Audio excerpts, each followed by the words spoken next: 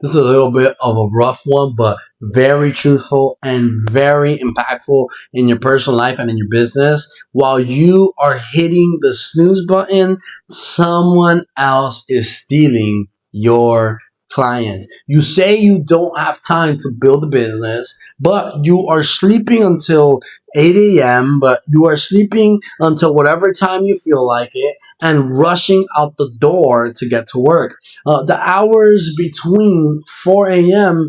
and 6 a.m. are the only hours of the day that belong entirely to you, especially during your weekdays if you have a 9 to 5 job.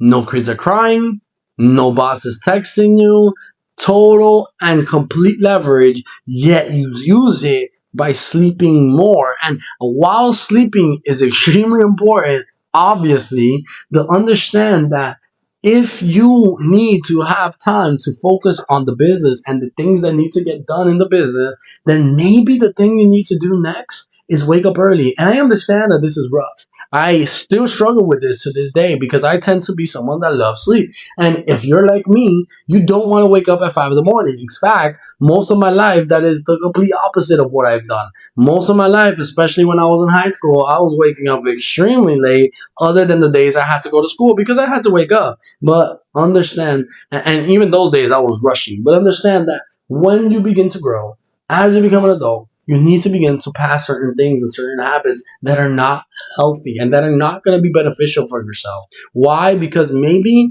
right now is the season of your life where you have to put in the work and you need to wake up early and you need to take that business further. And you need to do that by having dedicated time that is for you, that is for the business. And the way that you begin to do that is by waking up earlier. Why? Because it's uninterrupted time. That's leverage. So use it wisely. Use your time wisely. The math of waking up 2 hours earlier is completely obvious and clear. If you think about it, in a week and 7 days that there are in a week, that is 14 extra hours a week of uninterrupted deep work that you can be getting done every single week that you do this.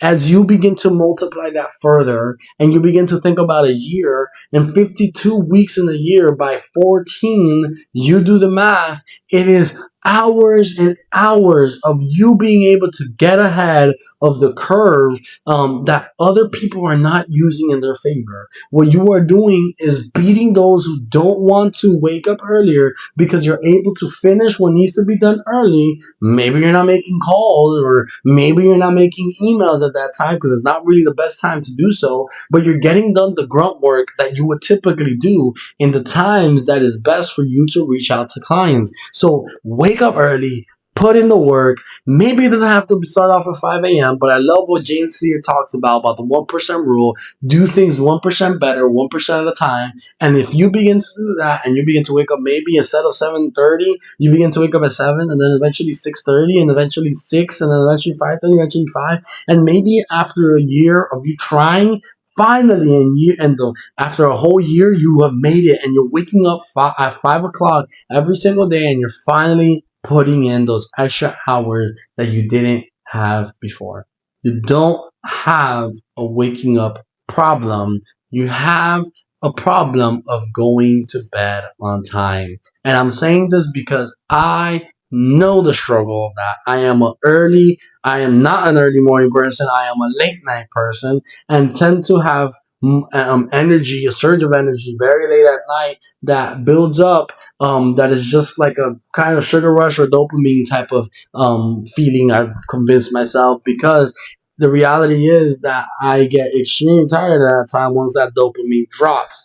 You have a going to bed problem. It is not that you can't wake up early. It's the fact that your body is requiring you to sleep more because you're going to sleep late. And that is most people's issue when it comes to waking up early and why they struggle with it. Why I struggle with it for years and years and years and still struggle with it. Stop scrolling at midnight. Stop turning on the TV. Stop leaving your chores for late at night and begin to leave it for earlier so that you can wake up earlier and get the work done. Understand again that your problem isn't waking up.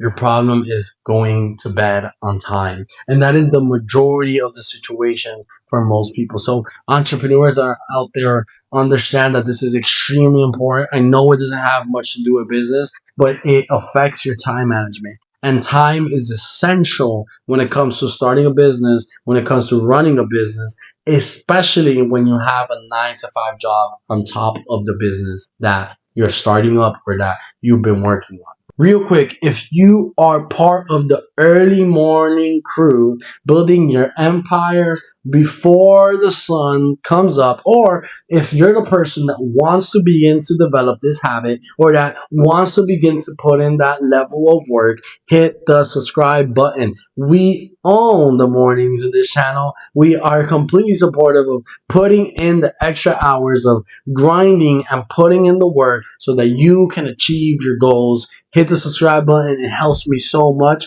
And I know that it doesn't affect you a ton because I have been there before. So thank you so much for your help. And let's get back to it.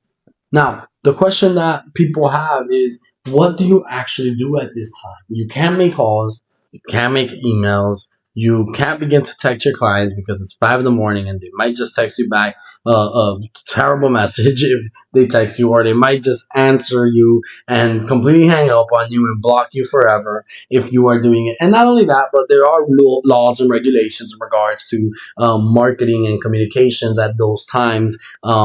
Because it is technically considered illegal in many states. So be aware of that. For those who didn't know, now you know. Don't check email. Do the hardest, most revenue driving task first. Now, what does that mean? Whatever produces the most revenue for your business, you should be aware of course. And if you're not, then make a list and understand that. Obviously, sales is one of the top of that. But next to that, maybe is a system and improving your automation system, improving your email campaign, the messaging behind it. Maybe what you have to work on during that time is the messaging, or maybe the next thing is the errors that are occurring that is causing you to lose certain clients. Those things that are examples of what high revenue producing things in your business are. Fix that first and begin to do that in order. The things that don't require communication, you focus on those. Anything, not the lower tasks, non-important things, non-urgent things, the things that are going to drive revenue and that help you produce more money and that can help you improve your client retention, your client, how much clients you produce, all of that. So don't forget to take advantage of that time. Own your morning. Own your freedom. Drop a little sun emoji in the comments below if you are up early tomorrow. Put in the work and don't forget to continue grinding, but be wise throughout the process, using systems that can help you at so many levels to be able to produce so much more and help you automate tons of things that you are doing manually and losing your time with today. Manage your time wisely and wake up in those early mornings. Hit the subscribe button, give it a like, drop a comment below, and don't forget that your path to freedom is here. We'll see you on the next one.